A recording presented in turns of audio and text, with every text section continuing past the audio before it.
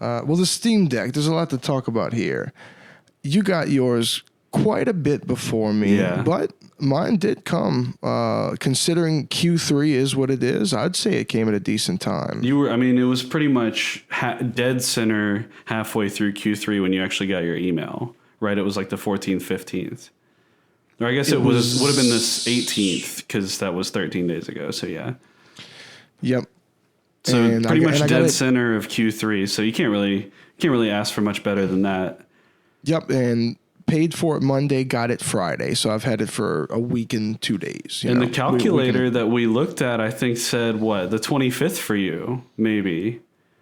I think so that's pretty dead on because that same calculator, I ended up getting my email about a week before the date that it said too. So that's pretty interesting. Pretty good estimation there. Yeah, that's surprising actually, because you told me not to take it seriously and that it was kind of like a, Yeah, and I don't think anyone should because there are people who've had it be totally wrong. But I do like that is there for people like us that are like thinking about getting their Steam Deck. Yeah, and taking this thing out the box, Tyler, very satisfying. Is something that you can't really convey to somebody who doesn't have the enthusiasm for it and hasn't taken it out of the box. Mm-hmm. I agree with that. It's kind of like, it's like some Indiana Jones shit. It's just really special. You know what I mean? Yeah. This is a really special device. And it's almost like the missing, I know I sound like I'm concluding it with the intro, but I'm just trying to state the importance of this thing, you know? For somebody people like us who've been playing on the Switch and playing on the PC and kind of like jump around with our gaming, this is the connector that makes the circle complete. Yeah. I mean, I agree. I agree. It makes our Nintendo shit is portable and you could put it on screen. Yep. Now our Steam shit's portable and you could put it on a screen. We have all the versatility in gaming we could ask for in life. Let's start off with the size of it. That's kind of the thing that I feel like most people don't really understand, but this thing is truly massive and it's hard to comprehend by seeing it on screen exactly how big it is. It's a big boy. It's absolutely huge. It makes, like, if you have your full size, normal size Switch sitting next to it, I mean, it makes it look absolutely tiny by comparison. The frame of this is what it is, like this camera. But like you said, man, I mean, it's like, just think about the size of that compared to a Switch, you know? It's like probably 30% bigger than a Switch, if I had to guess. Like, I mean, 30% is generous, yeah. It's a bulky boy. Now, we like that. I do too, yeah. I mean, yeah, it uses up that size very well because it's a lot of screen, which is good. It's a lot of screen. Yep. That's what you want. And then the rest of the space is used pretty efficiently. I haven't really found myself cramping. I have heard that people with smaller hands have some issues, and I could definitely see that because there's so many buttons and they're so spread out all over the whole device that if you had really small hands, I could see that being an issue. But I have pretty large hands, as I feel like you also do. We're not card holders for the tiny hand society. No, so. Yeah, because I don't have too much of an issue. I will say, like, to hit the bottom of the two like reprogrammable buttons with your pinky, to me, I feel like that's a little bit of a stretch. But I also don't ever use those. I don't use them either, but I mean, when I played Aperture Desk Job and when I did use them, I found myself using my middle finger. Really? And the finger next to it, not my pinky. Interesting. I actually didn't know what was intended. I didn't know if pinky was intended, but just the two fingers next to my indexes, my middle and the one next to it, those comfortably for me fit right onto those to where that. That's interesting. I was playing a game with a loadout where I think it was Quake 2 actually, where those were jump. Oh. And I actually was fucking around with it because I was like, this is actually really comfortable hitting those to jump. Because you feel like you're not doing anything. When you want to jump, just twitch your middle finger. Yep. And that was pretty nice, actually. I was surprised by that. How have you found so we talked about the size. So generally, I would say we're in favor of it being larger. I think it makes a lot of sense for this. I mean, we could talk about the form factor in general with the size. I think the form factor of it is fantastic. The trackpads, like you said, everything is kind of arranged on it to where there's no space wasted. Definitely. With the Switch, you could say the same, but the screen is just not as big. But I'm glad that you don't feel like you're sacrificing any screen here. Do you find yourself using the trackpads for shooter games? I know you said you thought you would, but now that you have it in hand, are you on the twin sticks or are you mixing in the trackpad at all? I try everything with the trackpad. I think if I turned up the sensitivity, I could probably find a happy place. I haven't really tinkered with it too much as far as that, If I turned up the sensitivity, I think we could rock with that. With the trackpad or with the sticks? With the trackpad. Now with the sticks, it just naturally you start playing with the stick just to see how the basics are. Mm-hmm. Now the gyro, though, that's our happy place. That's an interesting one. There's no need, kind of like the Switch has like a reset button. Mm-hmm. Most things do, like, you're playing Quake with the gyro, you can like hit a button and you center back. With this, you don't really need to do that because you can just center to where you want, take your finger off the right stick. Yep. You're centered. Yep. That right there is a game changer for the FPS shit because I didn't even mess with the sensitivity of the gyro. Anything. I just go in with the gyro as it is, mm-hmm. And I feel like it's really cozy and you get this effect where you could almost look all the way around the room. You could be in like an AR experience. Totally. But you take your right finger off or your right thumb off, it stops. Yeah, I like that's that a game feature changer. A lot. Yeah, I think that was a big thing that they implemented that is really nice. But I could see myself using the trackpads more. We talked about the dual trackpad typing. That really impressed me. Yeah, we talked about how it's hard to explain what it's like, but basically you have the two trackpads and each one of them is mapped to roughly half of the on-screen keyboard, and you kind of have to. You can use your thumbs running on the trackpad to type with, but each one gives you control of half of the keyboard, and it takes some getting used to, but it allows you to type pretty quickly once you get used to it. I was shocked. Yeah, it takes a second to get used to it, but once I got into the groove, I was asking myself, how is it doing this? Mm-hmm. It's just really, really, once you get going, dude, it's impressive. Absolutely. To the point where I wouldn't be super uncomfortable if I had to type up an essay on this thing. I mean, it doesn't seem like that daunting of a task. How have you found the sound? I know for me, man. Well, so I was surprised at how loud the fan was, but I feel like they've used different components.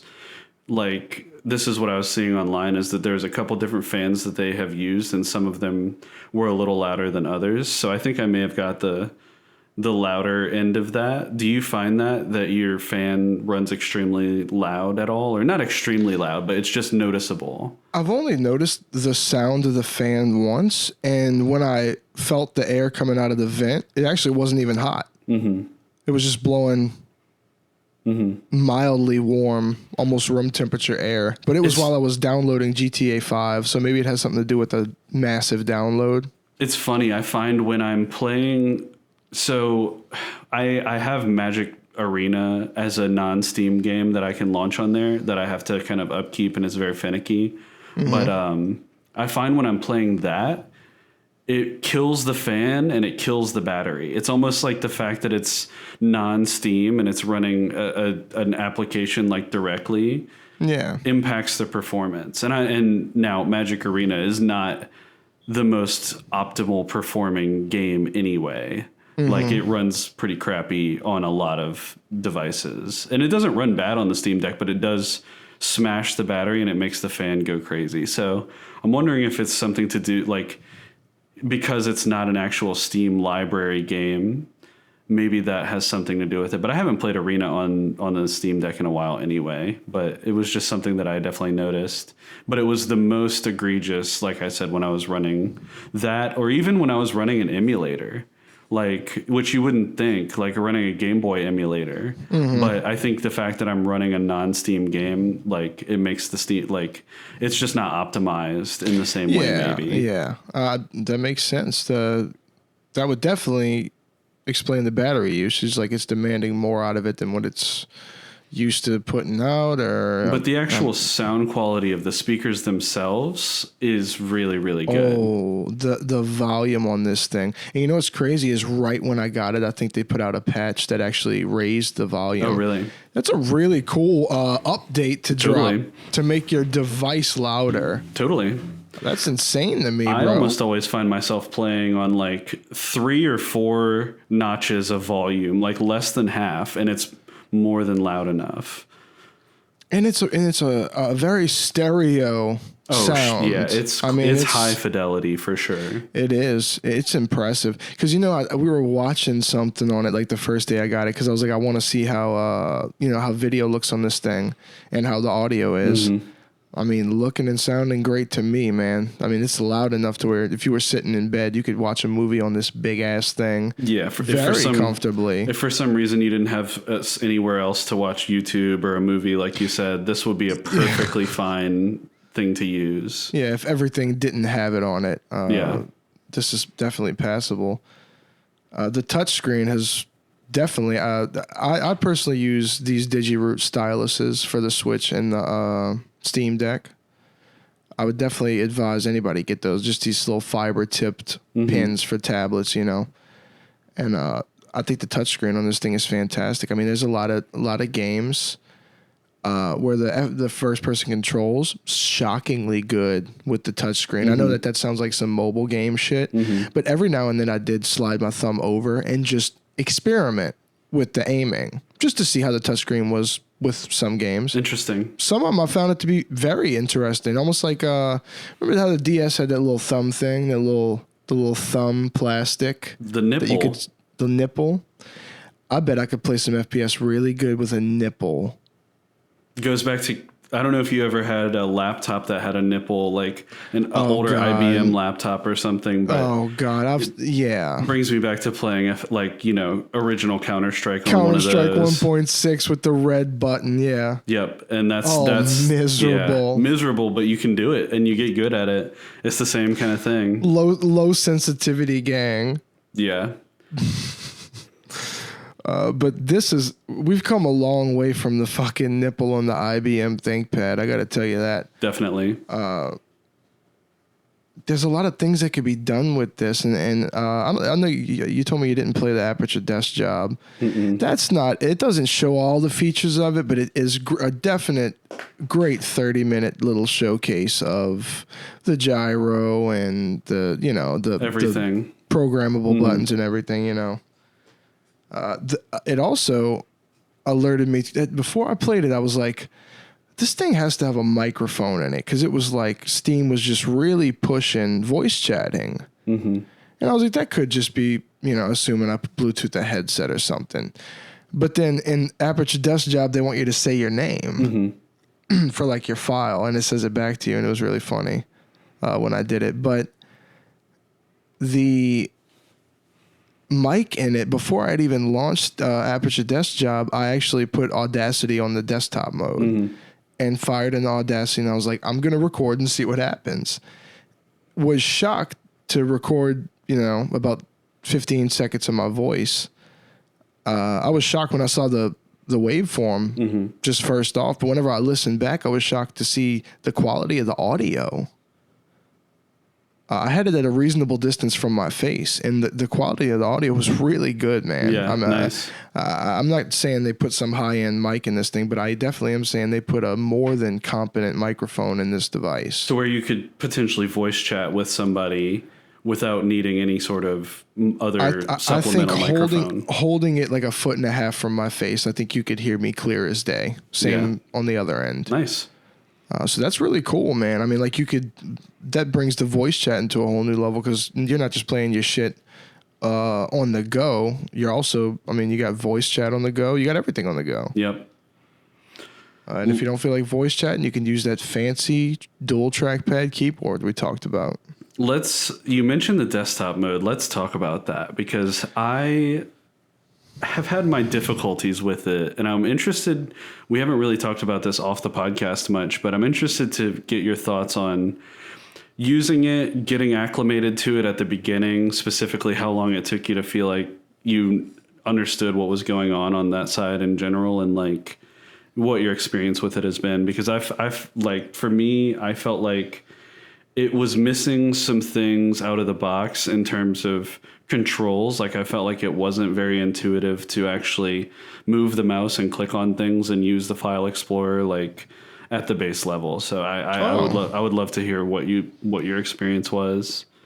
I didn't have a negative one, to be honest with you. I'm new to Linux. I've been on Windows my whole life. Mm-hmm. I'm pretty limited as well. Years and years ago, I was on a Mac, OS for a short period of time. But other than that, it's been Windows my whole life. So Linux completely new to me. But as far as actually going into desktop mode, I found the trackpad to be instantly comfortable to use as a mouse, and it's kind of like you just press it in. The trackpads are buttons too. Mm-hmm. So you just press it in like a mouse. I was just double clicking. I kind of just thought, no, I guess you double click with the trackpad. It felt like the natural thing to do, so I did, and it worked. And I'm like, okay, cool. Like, great to see that that's what I thought would have been the function is the function. Mm-hmm. So trackpad works great as a mouse for your everyday, needs on that. The way that the trackpads work is almost like they have inputs directionally, and I love that. It's variable. Like so you have that touch, but you also have buttons. Like underneath that single touchpad, there's also like buttons. It seems so. I feel like it's almost like a touch screen, like the exactly. trackpad is. It's mapped to a grid. So I find that to be very interesting because I was comfortably doing D-pad actions just by being on the right, left, top, or bottom of the left trackpad. Absolutely. That's pretty impressive. And I haven't played with a Steam controller. Yeah, and a lot of people have used a Steam controller and they compare it to this. Mm-hmm. I don't know how 1-in-1 they are. I haven't owned a Steam controller or even held one to know. But it's pretty, to me, it's pretty nice. As far as the Linux goes, I see that you add programs, like you add applications from the front end on there. I added some stuff, but haven't really gone into the desktop mode to do much with it. I'm getting an adapter, kind of like the one you have that you showed me. I'm thinking about getting the Anchor one, maybe. It was recommended. So I'm gonna mess with desktop mode more when I can screen it, Yeah. But it's so cool to have it mobile and to have it functional. It really is functional. I think our consensus has been that most games out of the box, either they work great or they, once you find the right custom control scheme, then they work great, right? I'm so glad that this is the direction you're going in because when the first day I got the deck, I was thinking totally different than the second day I had it. Because day one I said, you know what I'm going to do? I'm going to focus on the games under Great on Deck. Just first thought. Yep. So out of my almost 200 games, 50 of them are Great on Deck. So I put those on, start dabbling with those. You had mentioned how finicky some of the games that aren't supported are. At times. You had just mentioned on a couple instances with some. Mm-hmm. But the more I would launch things, the more I'd realize that green check mark doesn't always mean you're going to fire this game up and it's not going to be playable. Just saying. A lot of stuff I've fired up is actually instantly playable. It wasn't until yesterday or the day before that I even needed to pull up any type of outside input configuration. Yeah. Mm-hmm. You know what I mean? Only just yesterday or the day before. Other than that, I was like HROT, for example. HROT. Mm-hmm. That shit's ready to go. It's in a low resolution, which I kind of loved because it looked like Chasm or something, like old PC Quake, So all I had to do was adjust the resolution, and it was blown away by how great it looked, and then it was just playing like you would expect.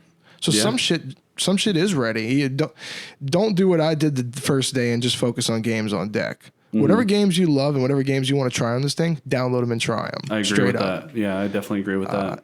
And Tyler's mentioned the, the community input, the configurations for the inputs. Yeah. Go through. You can look and see how many hours people have played with them. That's a telltale sign. Some of these have hundreds, thousands of hours of playtime on them. You can imagine that that wouldn't be the case if they weren't very comfortable to play with. Yeah, and not every game needs it, and it's different for different people, right? Like you're used to the Loop Hero on Switch, so you'll probably look for something that's like that. I never played it on Switch at all, so I found something that worked completely differently. I think the Steam Deck, I haven't gotten into Loop Hero with it yet, just because I wanted to play things I hadn't had handheld. But Loop Hero is one of my favorite games, and it's always in the talks. That'll be the next thing I probably play on my Steam Deck. I could see this being my preferred device for it, just because I prefer the PC, but I like it on Switch. If there was a middle ground, that seems to be the Steam Deck. Have you found any games that you launched and really had a difficult time playing? Absolutely. I went ahead and tried to launch Vomitorium, which I told you was when on my desktop, whenever I would launch it, it would just fire up Doom 2. So, I understand there's probably some type of file swap or something I can do. I didn't feel like doing it. I just was like, this is hilarious. I got the game on sale so cheap. I mean, and heard it was very good, and then just fires up Doom 2. So I was like, I wonder if it'll fire up Doom 2 on the Steam Deck. So I fired it up, and what do you know? I get the game, I get the intro, I'm in. But I can't do anything except with the touch screen. And when I touch the touch screen, it bugs the fuck out. Oh. It's freaking out everywhere when I touch it. Interesting. So I go into some configurations. Found one, like I said, I look for the ones that are like perfect on Steam Deck or whatever. I'll try those first.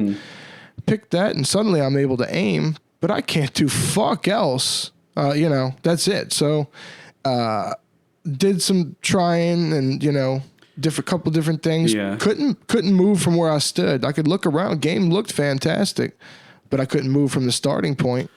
I think in some games like that, you have to get the community config and program something in the game setting itself. Like, I feel like that's what I've run into. I don't think that every game is even going to be able to make perfect. Sadly, at this point, I tried BeamNG.drive on Steam Deck, and it doesn't really work like you'd want. I do feel if I put some time into mapping everything that I want, it will work, but it's going to take a lot.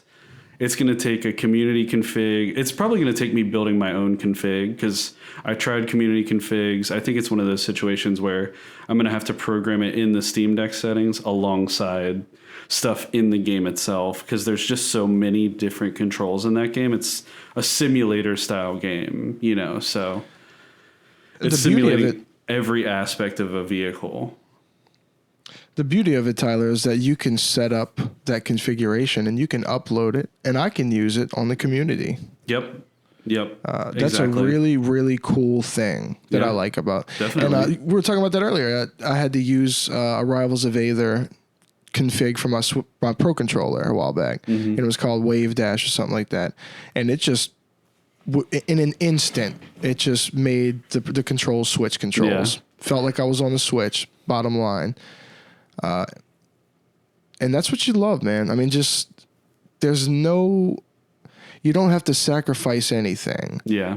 The games might not be there yet. They might not be compatible enough yet, whatever, but the fact that you actually can finesse them into being playable, or it's just like a PC, right? Yeah, absolutely. You can make anything run on a PC if you try hard enough. And I feel like the Steam Deck is pretty much the same way. Yep, and that's what I was saying to you earlier, how the device constantly reminds you that it is a computer. It is, for better or worse, right? Because some things are finicky. It refers to itself as this computer. And it's a computer. And it's a computer, 100%. It's not a console. Yep, and it's something that's hard for people to wrap their heads around. Like I said, I pulled this thing out in front of somebody recently, and they said, "Is that a DS?"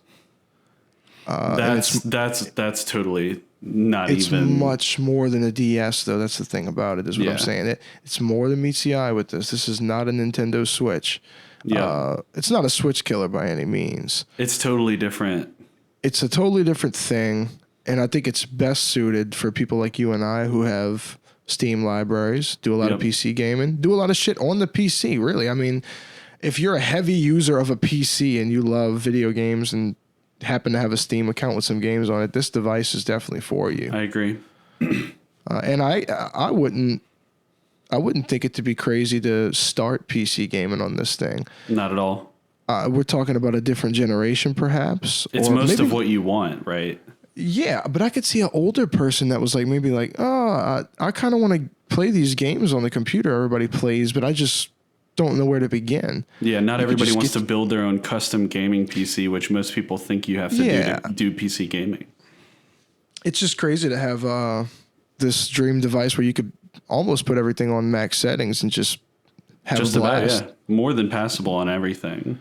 That's pretty crazy. I didn't find a single game where it didn't look good, and not everything automatically defaults to ultra. I found that some things, for whatever reason, defaulted to the lowest settings, but you can always change them, and I never had any performance issues. Yeah, I didn't see my, we grew up with a lower frame rate and everything, but we play modern games. Yeah. I leave the FPS little readout on the top left of my screen always. Absolutely. This thing seems to be pretty good with that, though. I haven't seen any like skippage of any sort or any lag. I've only had games crash a couple times, and I felt like it was because of the game, not because of the deck. Haven't had a game crash. Skyrim crashes on on anything you play it on. I don't play Skyrim actively, but I downloaded it. That was one I wanted to try. It looks great on there. The beauty of the Steam Deck is that it's going to make me play things that I wouldn't have just launched on the PC. Definitely. On the usual desktop. Things like Skyrim, I'm actually wanting to get on there and try it out. Absolutely. I know you might not be the biggest fan of this because I know you quit the stuff, but I kind of want to fire up old school RuneScape for shits and gigs. No, man, I've booted it up on there just to see how it plays, and it runs like you plays want. Plays like on a phone. Just a big nice phone. Different. It's like, from someone who's played a lot on the phone and on the computer. It's definitely not exactly the same, but it is nice because you can map macros very easily. So if you wanted to do that kind of thing, you definitely can. They've gotten a lot more relaxed with that type of stuff anyway as of late, because they banned the use of all the cheat clients. So now they have to let people kind of do a little bit more on the regular clients. So be that as it may, I definitely feel like if you're doing skilling or something, it's definitely what you want. If you were doing combat, I probably wouldn't do anything super dangerous on the deck, because it takes some getting used to the kind of controls and everything. Yeah, man, I feel that. So many things I want to try on it, and then I'm looking forward to talking about them on the top 5. Some of the things we've enjoyed a lot. We'll be talking about the Steam Deck more, but overall, oh man, review overwhelmingly positive, to use Steam's terminology for their reviews. Overwhelmingly positive, and that's recent and overall. Yeah, exactly. I mean, like, it's life-changing, really. I mean, it's just like you don't have to... It's a whole new thing. It's a whole new category. There was this compromise before, right? 100%. I'm going here, so I'll bring my Switch or something. Mm-hmm. I mean, a lot of times, we're working or we're home, but just instances come up. Like I said, you might be passenger on a little bit of a drive or something. For me, I love to just sit on the couch and watch TV with my wife, and I in those cases would always either play my 3DS or my Switch. So now the Steam Deck is a perfect throw-in for that type of situation. Absolutely. I mean, like, game-changing. Usually it's like, oh, we're going to go upstairs and chill. And if we're not playing something together, I'm going to be playing. That's an automatic, I'm playing the Switch. Mm-hmm. Now it's an automatic, I'm playing whatever the fuck I want because I have the Steam Deck in bed. I mean, it's like, It's amazing. a great thing. It's everything we thought it was going to be, man.